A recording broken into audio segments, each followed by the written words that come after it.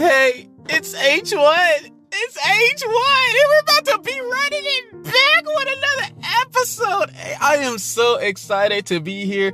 Man, I just want to say, just to be truthful, just to be honest, that this season is almost at its finale.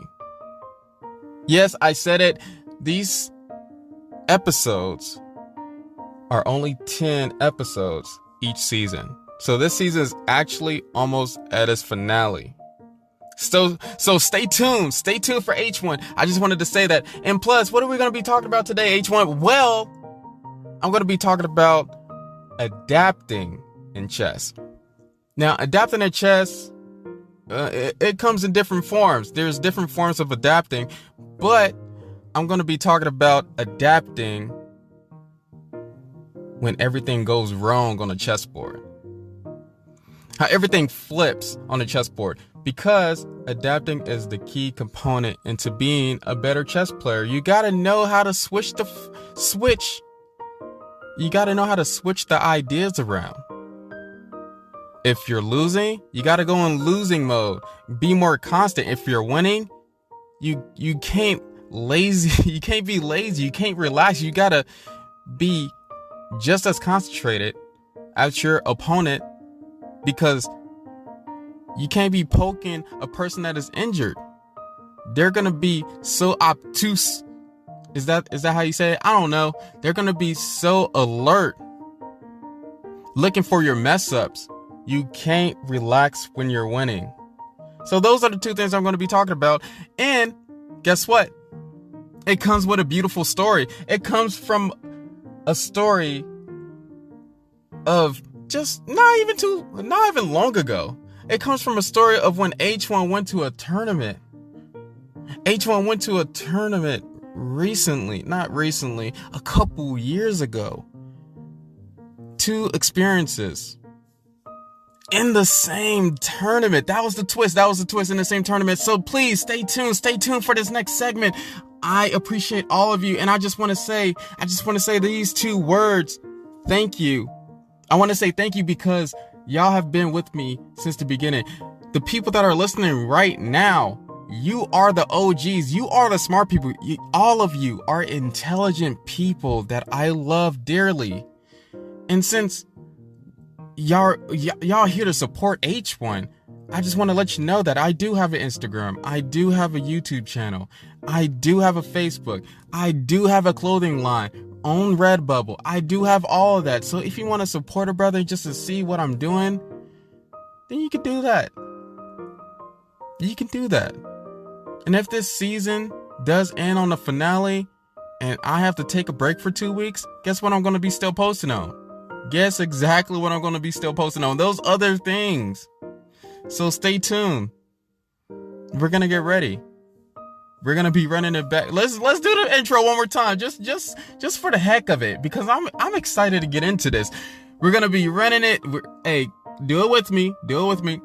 Even if you're in the car, if you're in the shower, or if you're cleaning your house, or you just hanging around with your friends, just listening to me, just say this. We're going to be running it back with another episode. This is where everything started. So I just appreciate everything. Let's get to it.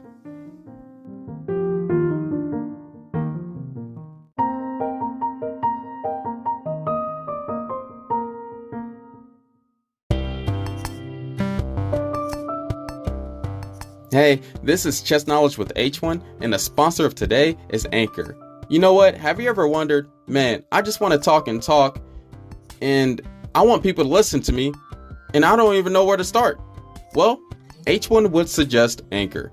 First of all, it's free. They have their own creation tools so that you can record and edit your podcast right from your phone or computer. And now they have this new feature where you can add any song from Spotify directly to your episodes. And plus, one of my favorite features, Anchor will distribute your podcast for you, so you can hear yourself on Spotify or Apple Podcasts or many more stations. And then, plus, you can make money from your podcast with no minimum listenership. Man, I almost messed that up. Okay. And then it makes everything simple for you since everything is in one place. So this is the thing. If you want to start your podcast right now, download the free Anchor app or go to anchor.fm to get it started. Anchor.fm to get started. Thank you for listening, guys. H1 out.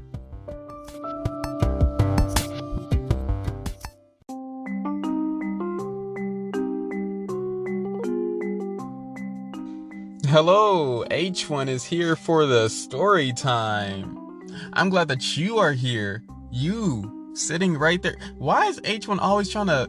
We're always trying to break the fourth wall. Stop, H1. Stop trying to break the fourth wall. Like I'm just this guy sitting in this car in his garage recording or something. Stop trying to break the fourth wall, H1. But anyway, let's get into the story. The story of how H1 went to a tournament as a 20-year-old. So I went to this tournament. This tournament was hosted by the Kansas City Chess Club. And I only went to the tournament because there is one person that I wanted to play, and his name was Michael Brooks. Yes, Michael Brooks was there, and he's an international master. And you might be thinking, what is an international master? H1 is going to explain. H1 is going to tell you what an international master is. So, on the rankings, there is the novice player, which is 16 or under, and then beginner players just under 1,000. But anyway, and then above that, there's expert. And then after that, there's chess master. And then after that, there's CM. I forgot what the C stands for, candidate master or whatever. I don't know. I forgot. Yeah, you can look that up on Google. And then after that, there's international master, which the international master is right below grandmaster. And then after grandmaster, there's nothing. Those people are just unreal. They're not even from Earth. So this guy was an international master, and I was excited to play him because he has a lot more chess knowledge than H1. Yeah, I said it. I am not too proud to say that somebody else has a lot more chess knowledge than H1. So when I went into the tournament that was hosted by Ken, and this is the Kansas City Chess Club, I was kind of excited, but I'm a grown-up, so I can't just be jumping up and down like I'm ready for the tournament. I can't be acting like a kid. No, sir. Because this is matured H1. This is the H1 that is respectful of other people, you know? I don't just call people garbage or something like that. In this tournament, it was people in my level, people stronger than H1, and I got prepared. I studied hard. I worked hard because I still had a wife, and I had to take care of business while training, and I trained with tactics. I studied openings. I knew what I was doing, and I was fully prepared. So when I went into this Kansas City Chess Club tournament, I was ready. I was ready to start my opening. I was ready to put down D4 on the chessboard. So when I walked in, it was a small little shop. The Kansas City Chess Club, this building, it was pretty cozy, and the tournament started after everybody got there, of course. It was about 8 to 10 people there, and it was a private tournament. It was a closed tournament because it wasn't for the public. It was for like stronger people. It wasn't just for anybody. So it wasn't just for everybody in that area. So they got the tournament started with the paper that pairs everybody with the paper. And my first opponent was this guy. We're gonna call him Larry. And Larry had the black pieces, and I had the white pieces. Which I love having the white pieces so that I can play my Catalan, and I played my Catalan, and I went in. The setting was quiet, full of grown-ups, no kids. Pretty much how I like it, because no noise. All you hear is just chess pieces. All you smell is the chessboards. And all you hear is people banging on the clocks. But nothing else. And maybe some pencil scribblings, some pencil notation, that I know of, that you have to copy you know the deal. But anyway, we started this first match. Larry, he messed up in the opening. My Catalan was super sharp, so I did a couple moves, he did a couple moves, and I already knew that he wasn't playing to equalize with me. So I continued to be more aggressive. I was aggressive, and I got an advantage. I had a major space advantage in this game, and I was super excited because the principles that I go by, just like the 3 short principles, is the space, the quality, and what's the last one? The space, the quality, Ugh. Dang, I can't think of the last one right now. Dang.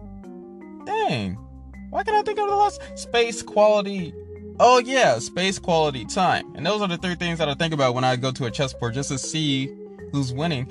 And I definitely had all of those. Definitely the space, definitely the time. And the quality too. Yeah, I had all of those. What am I talking about? But I was being too aggressive. And even before we played, we talked a little bit, and we was talking about our lead chess ratings or whatever. Those ratings don't really matter. We was talking about our ratings on online chess, and it was pretty much the same a little bit. And then Larry said that those ratings don't really matter when it comes to long, like real tournaments, over the board tournaments.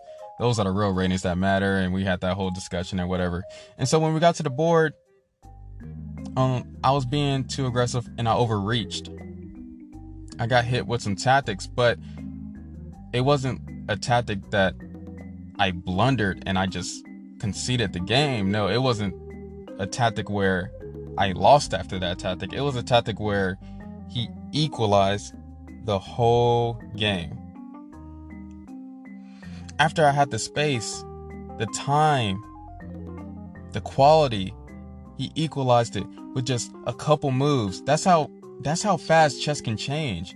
And so we was thinking, we looked at the board. There was a lot of pawns on the board, 2 rooks, 2 bishops on each side. Same amount of material. But the only difference is his king wasn't castled and my king was. But it was pretty much the end game. So during this point, Larry asked me, he said, would you accept a draw? Now, as you know, H1, as you've been listening to me during these podcasts, do you think that I'm a person that accept draws for no apparent reason? Because I don't see 3-move repetition on the board. I don't see insufficient pieces. I still see pawns that could be queened, bishops that could be moved, maneuvered, rooks that are still on the board that could be moved. I still have a whole army. So definitely I said no, I don't want to draw. And I could just see the look on his face when I said no. Like, he had that look that he was irritated. He had that look that it was plain draw, and whatever moves that I could do, it will still end up a draw. So we played a couple moves. He tried to trade pieces. I denied it because I wanted to play more. And you might be thinking, why deny it? Usually when you overreach again, you will lose the game. But the type of moves you have to be finessing your opponent with. You don't want to just do your opponent moves. You don't want to just take what your opponent offers. You don't want to go into your opponent's plans. So I didn't take. I maneuvered my pieces. I maneuvered my bishops to better diagonals. I put my rooks into open files. He did the same. He offered a draw again. I said no. We kept on notating. We kept on pushing the clock. He was not getting down on time. I was getting down on time because I was thinking of ways just to prolong the game, because I don't accept draws. I would rather lose than accept a draw, because at least I learn from the loss. I should know how to play a game further with 2 rooks, 2 bishops, and pawns on the board. I should know how to play the game until it finished. So we played a couple moves. We played more moves. We still had the 2 bishops, 2 rooks, and then we got into a position. Larry, he was getting tired. He was getting tired of the game. Not physically, he was getting tired of playing this position because in his mind, in his heart, he thought, no doubt, that this position was a draw. And that's one of the mistakes. Because the thing that you should be looking at is not that the position is a draw, because the position was a complete draw. Yes, that is true. But human psychology says that position was not a draw.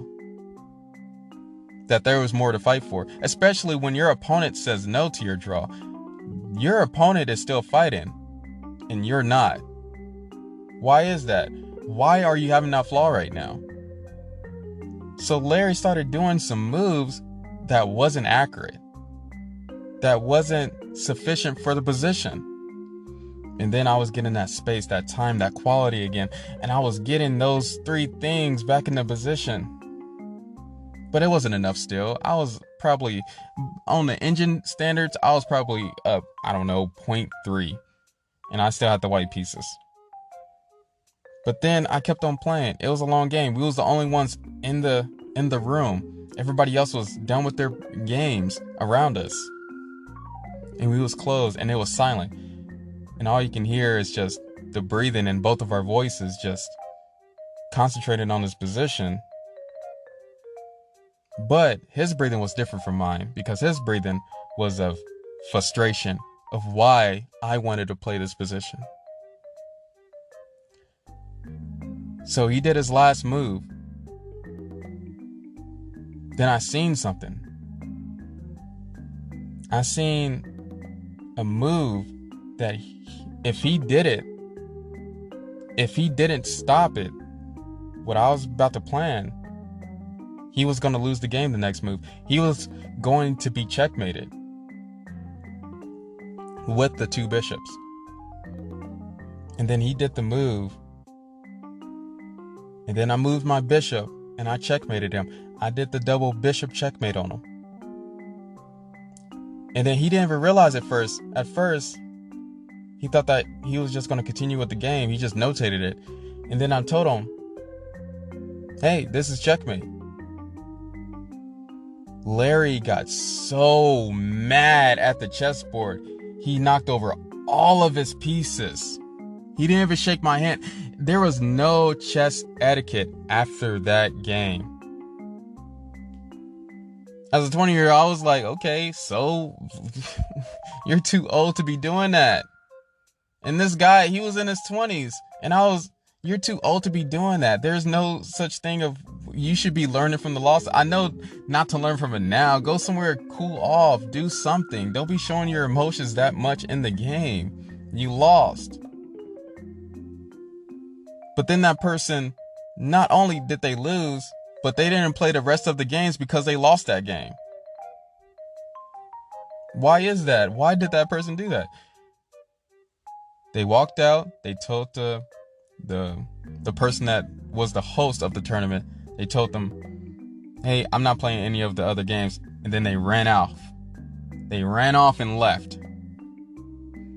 And I was telling everybody, because everybody was wondering what happened? What happened, H1? And I was like, well, he got mad. He got frustrated because he got checkmated. And then I was thinking in my head not to forget this moment, because he let this on himself. He let this. He the one that stopped. He the one that stopped fighting. Even though it was an equal position, he still had to prove that this was an equal position. So that's what I was talking about, adapting to the situation. Even if the position is equal, you still have to finish the game. He should have adapted.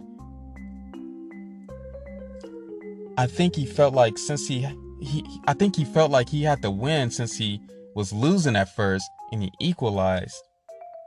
And he thought that maybe I couldn't accomplish, or like he didn't view me as a competitor anymore since I let go of the loss. But you know my childhood. I always come up from losses. I'm always ready for the win. So that's what I did. I won, and I adapted, and he didn't. Okay, there's going to be another segment. Get ready for the next one. Let's get to it.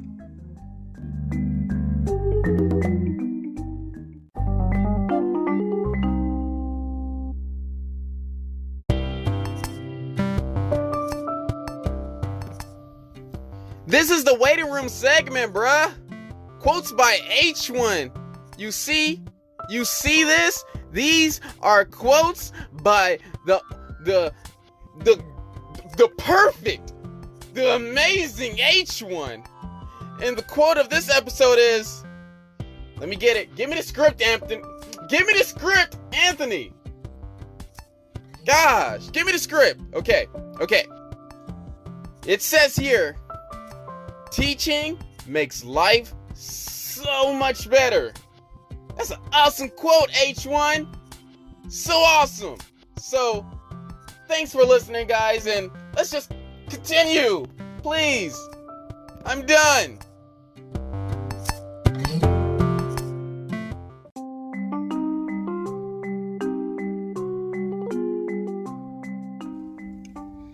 I know last segment I talked about the first round of the tournament that I was in, but the story doesn't end there.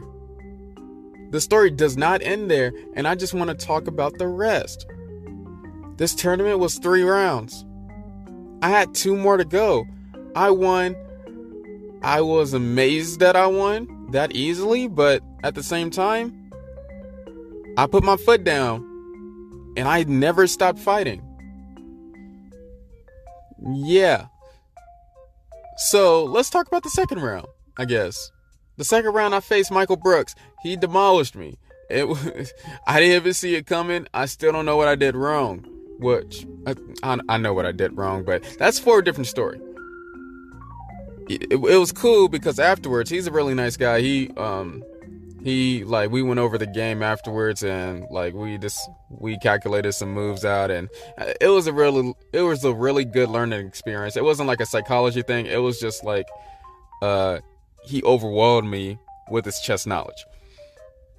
So after that game, I was already pretty bummed to get to the third round, which usually when I lose a game, I overreach or I'm super aggressive the next game. But the next game, it was against a strong opponent.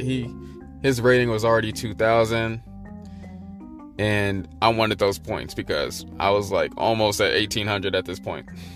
So I faced him. We're gonna call him Henry. Now Henry, he was a different fellow. He was different, and by different I mean like personality different.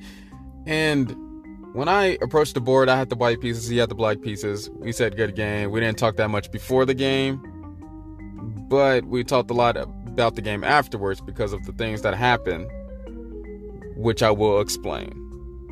In the beginning of the game, I did my Catalan. I busted D4 down, but the spirit of me was already gone because I was playing the moves too fast. I was not calculating at all, which in the opening, it's okay to play moves fast, but when you get into the middle game, you have to slow down and know that you're at least in the middle game and that you should be thinking about strategies, ideas, things to do to pressure your opponent, stuff like that.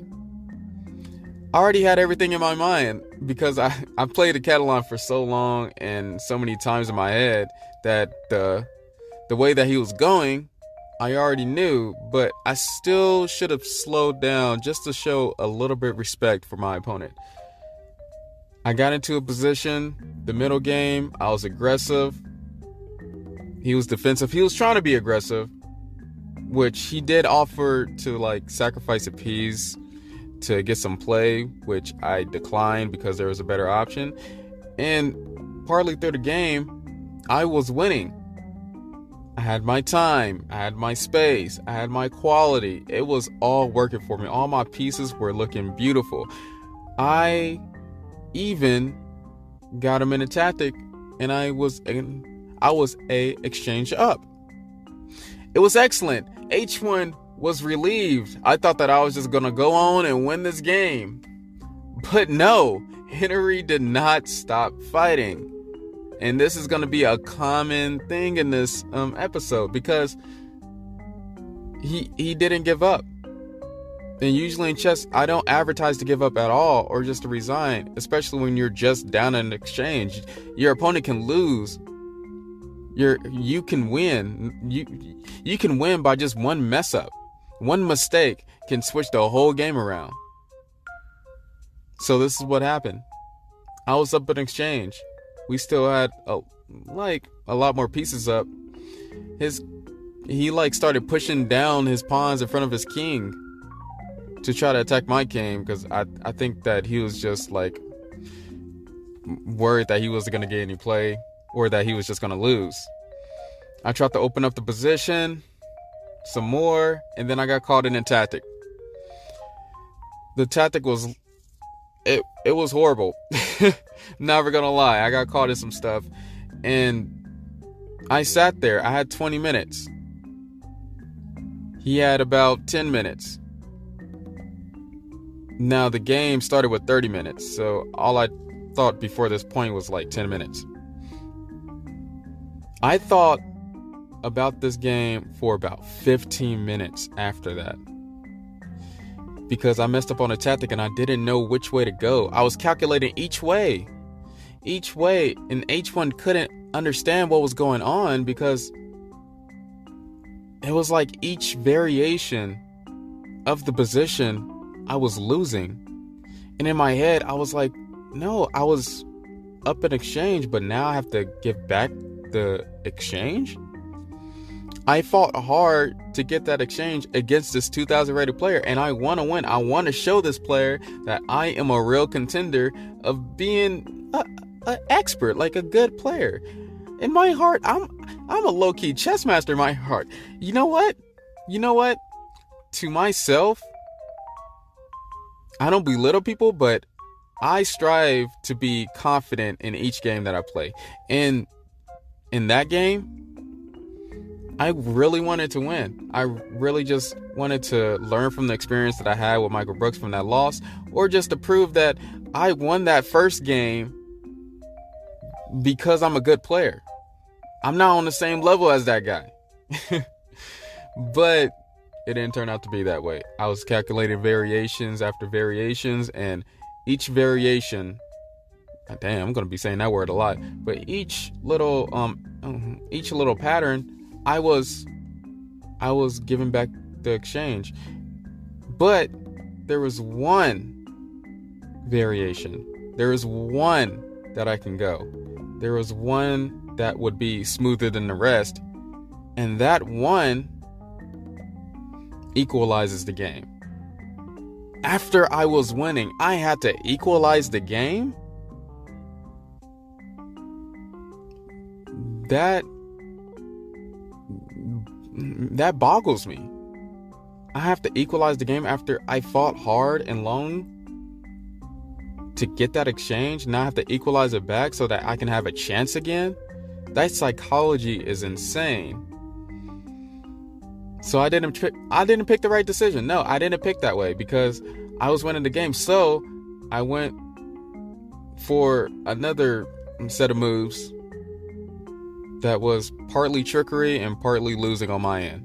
I went for a chance because I didn't want to just equalize the game after I was winning.